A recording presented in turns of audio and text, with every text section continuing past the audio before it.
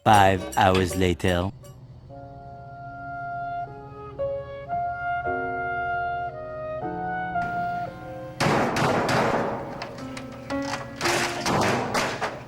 Hindi ka kasi gumamit ng data validation. So in this video, tuturuan ko kayo kung paano gumamit ito.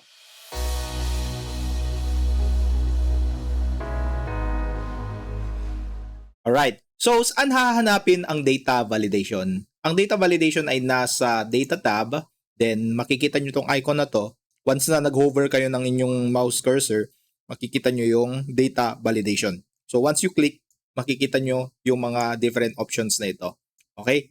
Meron tayong mga iba't ibang way to validate data. Kung mapapansin nyo, itong specific cell na nakaselect pa dito ay naka-any value siya. Ibig sabihin, kahit anong i-type mo dyan, tatanggapin nung cell na yon.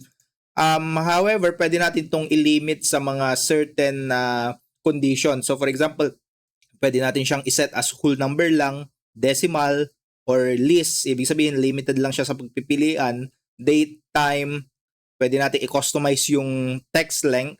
And lastly, ito yung kapag gusto mo ng advanced data validation, pwede mong i-customize by using formulas. Okay? So, pag-aralan muna natin isa-isa. Unahin muna natin yung list, which is yung kanina na problema natin dahil yun nga, nagpa-fill up tayo sa ating team member at dahil hindi limited yung kanilang mga responses, kung ano-ano ang pwede nilang ilagay dito. So, in this case, try nating i-copy lang then para ma-compare natin. Okay? So, pwede nating i-limit yung kanilang responses into Y or N lang. So, paano gagawin yon? By using data validation. Okay? So, unahin muna natin yung list. Yun yung specific na pwedeng i-apply dito. Okay? Punta tayo sa data validation, select list, then yung source. Okay? Yung source, pwede natin siyang i-connect sa cell or pwede nating i-type dito na mismo yung mga responses na pwede nilang gamitin. So for example, gusto ko lang gamitin nila is Y or N. Pwede kong i-type yung Y, tas comma, N. So ayan, yan lang yung pagpipilian nila, Y or N. So make sure na these are separated by comma. So kung gusto mo pang dagdagan ng options, for example, NA, kasi absent siya, pwede nating lagyan ng ganon. So another comma in between. So once we click OK, okay, kung makapansin mo, pag pinuntahan natin yung cell D3, meron na siyang drop down. So, i-delete muna natin itong mga to. Sorry. I-delete muna natin itong mga to. Kung makapansin nyo, meron na lang siyang drop down. Ayan. Okay, Y, N, tas NA. Kung magta-type ako dito ng other words aside from Y, N, or NA, yan. Kung mapansin nyo, nagkakaroon ng error message. So, this value doesn't match the data validation restriction defined on the cell. So, ang mapipilitan silang, piliin lang kung ano yung mga sinet natin. Okay? And kung mapansin nyo pero, sa mga ibang cells, hindi pa natin na-apply yung data validation na yun. So, pwede nating simply copy and paste the cell, then paste. Ayan, Control-C, Control-V. And ayan, nag-apply na siya sa lahat. Okay? So, that's one way to validate the data. Okay? Next, punta naman tayo dun sa mga other lists. Okay? Nandyan yung whole number, decimal, date, time, and text length. And mamaya, ituturo ko rin yung customize kung paano tayo gumawa ng custom validation. Unahin natin yung whole number. So, for example, in this case, tingnan natin, i-select natin si cell J3, data validation, let's select whole number. Ayan, kung mapapansin nyo, we will be asked kung lalagyan ba natin ng between, minimum, maximum. Actually, it's required. And aside from between, pwede rin namang baguhin yung mga parameters dito. So for example, meron yung not between, pwede rin equal to lang. Ibig sabihin, meron lang tayong in-expect na specific number, whole number. Meron din not equal to. Okay, so ibig sabihin meron tayong nire-restrict na i-input lang dyan na whole number. Then may mga greater than, less than, greater than or equal to, tas less than. Pero for now, let's select between. Ayan. Gusto natin makapag-input lang sila ng between 10 to 15. Okay? between 10 to 15. Pag saktong 10 ba, tatanggapin ba? Yes, tatanggapin. Pag 11, tinanggap pa rin. Pag 15, ayan, tinanggap pa rin. How about 16? Ayan, nag-e-error na siya, kung mapapansin nyo. And ibabalik niya sa dating input. How about kapag hindi number? Ayan, hindi rin. How about kung hindi siya whole number, lagyan natin ng decimal, 10.1 or let's say yung pasok sa lagyan natin ng 11.5. Wala rin, di ba? So, ayan. Kung mapapansin nyo, whole number lang talaga yung pwedeng ilagay. Next naman is yung decimal. Paano naman kung nag-expect tayo ng decimal places?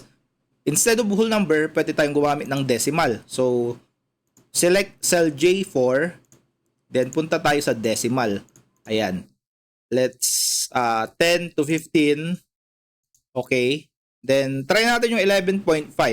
So, kung mapapansin nyo, tinatanggap na siya. As long as it's between 10 to 15. So, pag nilagay natin 14.9999, yan, tinatanggap pa rin siya. Dahil between siya, 10 to 15.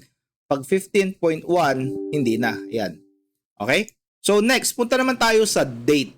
Ito naman, kung gusto mo is date lang yung i-input nila, ayan, pwede tayong maglagay din. So, pero meron din yung mga parameters na between, not between, etc. Ayan. So, try natin let's say this current month lang, 10-1, yung start date na pwede nilang ilagay. So, 2024 up to 12/31/2024. Ayan. Try natin mag-input ng hindi date muna. So, ayan. Ayan, nag-e-error siya. Pag number, yan, wala din. So, let's try a date na between yung nilagay natin, 10, let's say November na ngayon. So, 10/1/2024. Ayan, tinanggap siya. Kung mapapansin nyo. Paano ko naman kung hindi siya within the date? Let's try September 30, 2024. Ayan, nag-e-error na siya. Okay? Next is the time. Punta tayo ulit sa data validation. Click on time. And then, ayan. Start time and end time. Paano yung format? Ang format ay ganito. Huwag natin kakalimutan ilagay yung AM and PM. So, for example, ang gusto lang natin ipalagay na time is between working hours. So, don't forget, kunwari, na-type nyo na yung 800. Don't forget to press space. Then, AM. Next, end time. Let's say 5 PM. Space, PM. Ayan. Then, click OK. Try nating maglagay ng hindi time. Let's say, ayan, may data validation. Paano kung number lang? Hindi rin. Let's say date. Hindi rin. Okay. So, ayan. Maglagay tayo ng 8 AM, for example. Ayan, tinatanggap niya. Kung mapapansin nyo. Okay. Paano naman kung 7 AM? Okay, pwede nating lagyan din ng kung mapapansin nyo, hindi niya rin tinatanggap. Ayan, hindi niya tinatanggap. 5 PM, sakto. Okay, dapat nilalagyan natin ng space. Okay, ayan, tinatanggap niya yung 5 PM na sakto. Pag 5:01, hindi na. Okay? So, ayan. Next is the text length. Yun yung number of characters na pwede mong ilagay. So, for example, dito, lagay natin text length. Pwede tayo maglagay ng between and maximum, di ba? So, for example, dapat minimum may malagay kang 4 characters, then maximum of 6, sabi natin, para ano lang siya, simple lang. Pag naglagay tayo ng 1-2, okay? Ayan, kasi 2 characters pa lang yun eh. Pag 4-5, 1, 2, 3, 4. Ayan. Pag sinobrahan natin, 1, 2, 3, 4, 5, 6, 7. Ayan, nag-error na siya. Okay? So, ayan. Ngayon naman, puntahan natin yung error message before tayo pumunta sa custom validation. Yung error message. Ano yung error message? Kung mapapansin nyo kasi, Kapag kunwari naglagay ako dito ng hindi whole number, ayan. Pwede ba natin ito ma-customize? Of course, yes, pwede natin ito ma-customize. So, paano yon? Punta lang tayo ulit dito sa data validation. Kung mapapansin nyo dito, meron tayong error alert. Okay, iba rin tong input message kasi ito yung parang magiging guide mo kung ano yung itatype mo dito. Parang before ka pa lang mag-type, meron siyang input message. So, for example, input whole number only. Ayan.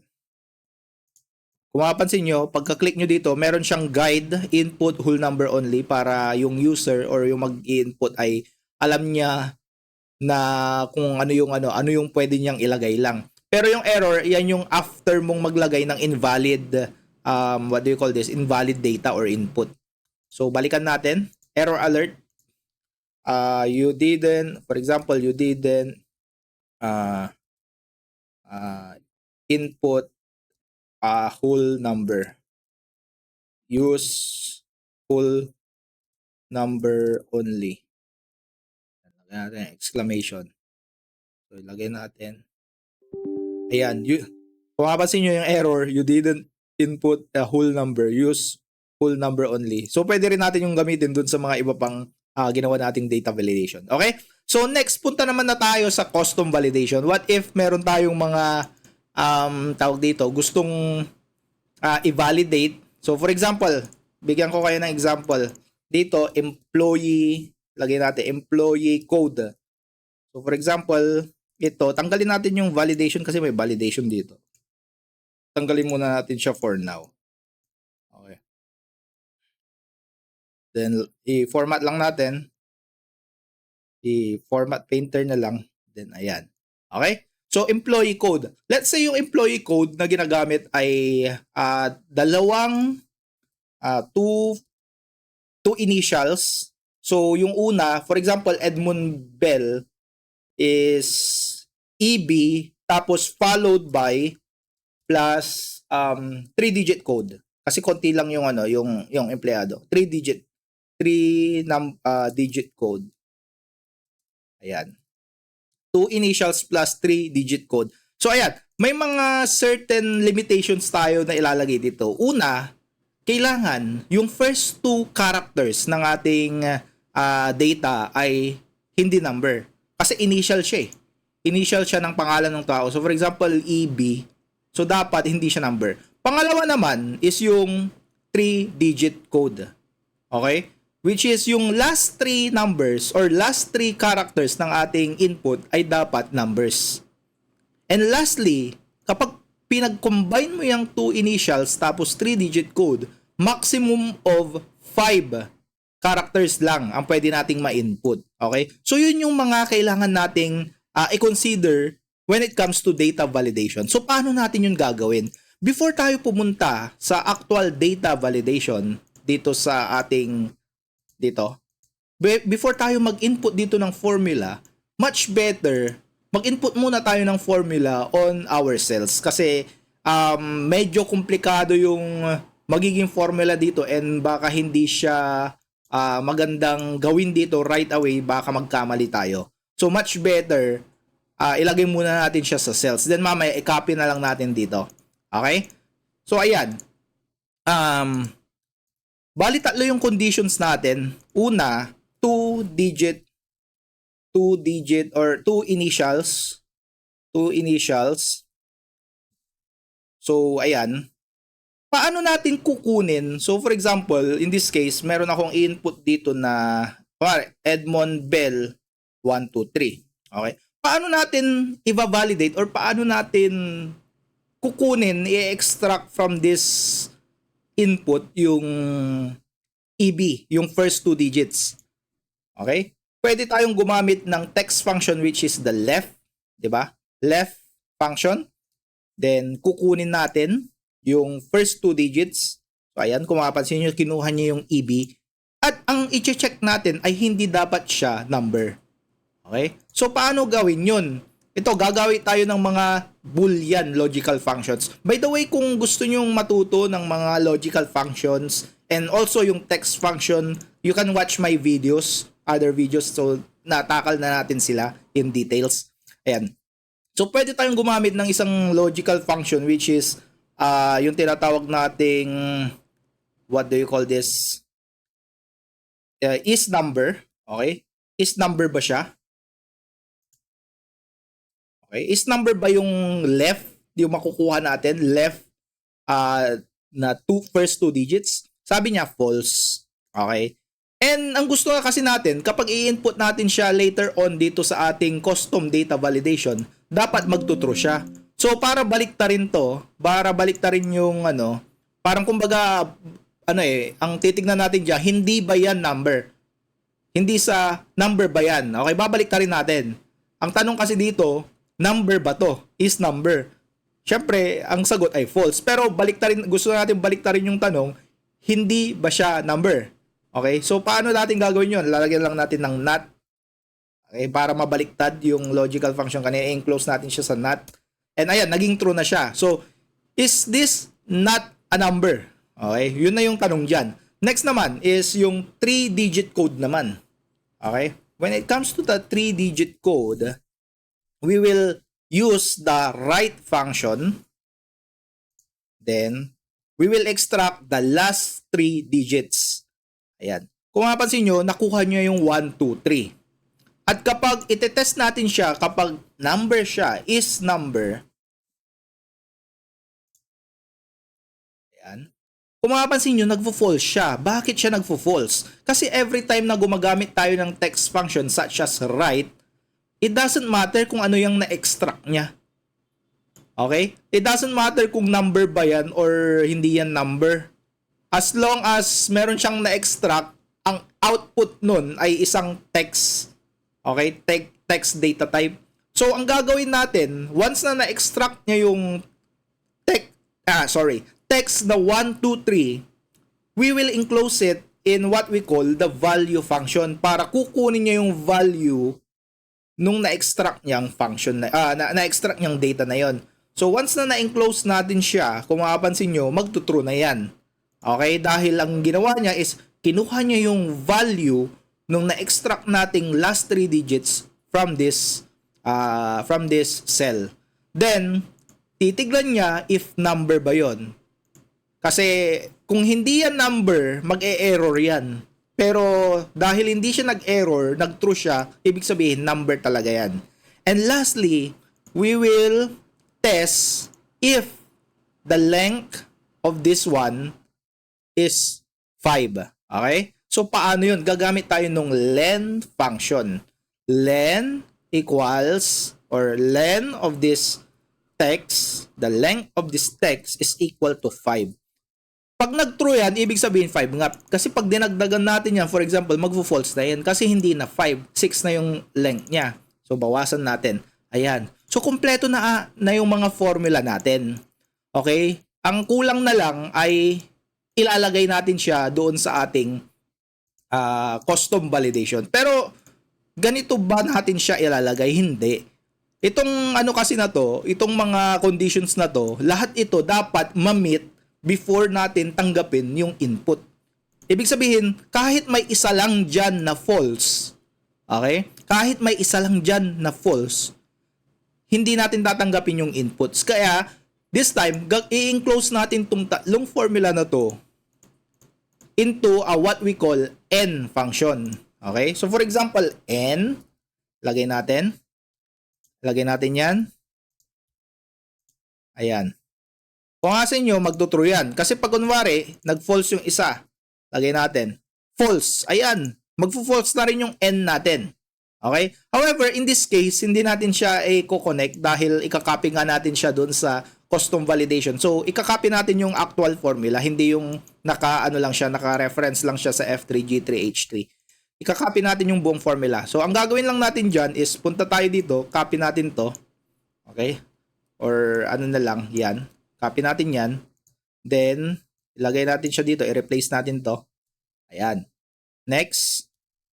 Gagana pa rin yan. So, tanggalin natin to para mas makita nyo if gumagana. Then, next, copy rin natin to. Huwag nyo nang i-copy yung equals. Then, punta tayo dito sa, palitan natin yung G3. I-paste natin yung formula. And lastly, ito. And, i-paste natin yung formula. So bakit hindi ko siya kinapin na dito na lang? Kasi hindi siya gagana. Okay? Dahil pinipaste natin sa loob mismo ng formula eh. Okay, hindi tayo nagka-copy from one cell to another. Okay? So ayan, dahil kompleto na ang ating what do you call this? The complete formula dito, pwede na natin tong i-copy sa ating custom validation. So maglagay tayo custom, then formula, then okay. Ayan. So hindi naman siya nag-error ngayon, pero once na change natin siya, for example, lagyan natin ng ayan, this value doesn't match the data validation restriction defined in the cell. Ayan. Ayaw tanggapin. So, pag binalik natin dito, syempre tatanggapin na siya. Next naman, i-apply din natin yan sa ibang cells. So, pwede natin siyang i-copy, then i-highlight to, then punta tayo sa paste special. Para hindi makopy kung ano yung value, pwede nating i-choose lang yung validation. Ayan, paste special validation lang. Then, okay. Ayan, na-apply na rin yung mga validation dito. So, for example, mag-type tayo. Ayan, nag-error siya. Then, let's say, maglagay tayo ng first 3 letters. Tapos, 1, 2. So, na-meet niya yung 5 na characters limit.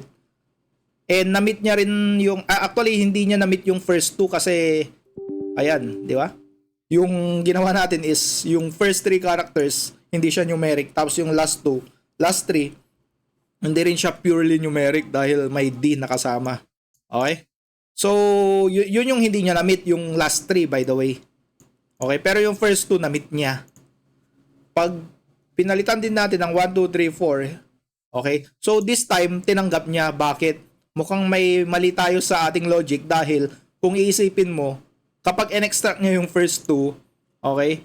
Kung in-extract niya yung first 2, technically, that's a text kasi A1 siya eh. Okay, A1 siya. Pero pag tinignan natin yung last 3, 3-digit code pa rin siya. Okay, so, in this case, baka kailangan pa nating mas dagdagan ng conditions yung ating, what do you call this? Dagdagan ng ating condition yung ating data validation. Okay? So, yun po yung mga tinatawag nating data validation. And I hope you enjoyed the video. And let's meet again on our next video. We will tackle now yung mga tinatawag nating pivot tables and mga tables and yung mga charts. Okay? So, thank you and see you.